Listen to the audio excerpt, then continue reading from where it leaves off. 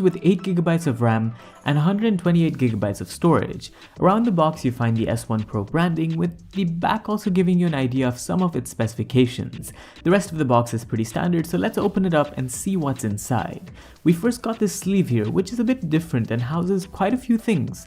First up, there's a Type A to Type C USB cable, which is nice to see and is an upgrade over the S1's micro USB charging. We then have some official paperwork and a SIM tool attached to that. And lastly, a TPU case, which is a nice touch at the phone's 1099 dirham price tag. The phone's up next, but we'll put it to the side and check out what else comes in the box. So there's regular charging adapter capable of 18 watt speeds, which is impressive, as well as a pair of earphones that use the 3.5mm headphone jack and come without any sort of rubber tips. Bringing the phone back into frame, it's obvious that it comes with an in-screen fingerprint scanner based on that wrapping, and once you pull it off, you get this amazing gradient color, which Vivo likes to call the Nebula Blue finish. I've got the Vivo S1 handy, so you can check out how different the Pro variant is, although I did like the golden blue accents as well as the pattern finish on the older smartphone. Nonetheless, the left edge of the phone houses a SIM tray, which to Vivo's credit has a seal for some extra protection, but it can only house either 2 SIM cards or a SIM and a micro SD card, and not all 3 simultaneously like we're starting to see with some other smartphones. The right edge has the power button with a green accent and the volume rockers, and the buttons feel fairly solid, although not very premium. On the top is the 3.5mm headphone jack and the secondary microphone, and the bottom houses the Type-C USB port, the speaker grill, and the primary microphone. And again, for reference, here's the S1 from earlier, which shows a big upgrade from that micro USB port. Let's go ahead and start the phone. So we've got a 6.38-inch AMOLED display with no official Gorilla Glass protection.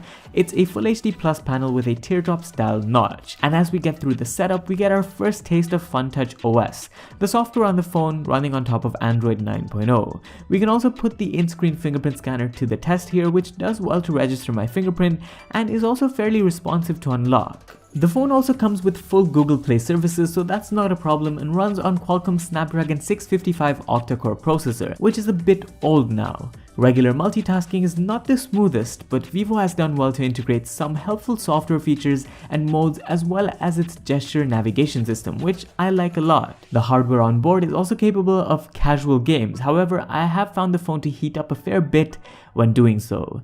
As for the software, it's different. It's more streamlined than in the past, but one big thing I do not like is how the notification tray works. The quick toggles are not on top, but rather on the bottom, which is something you need to get used to. Otherwise too, there's a fair bit of bloatware and the software is a bit all over the place, and with a phone like this, Vivo could really do a tremendous job with, say, a clean Android One software experience.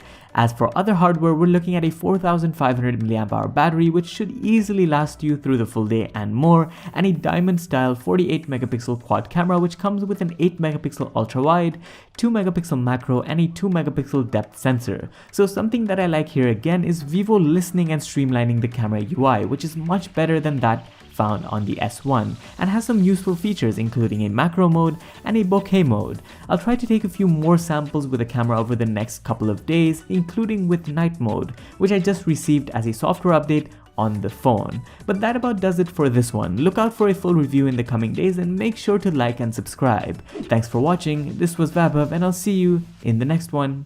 Adios.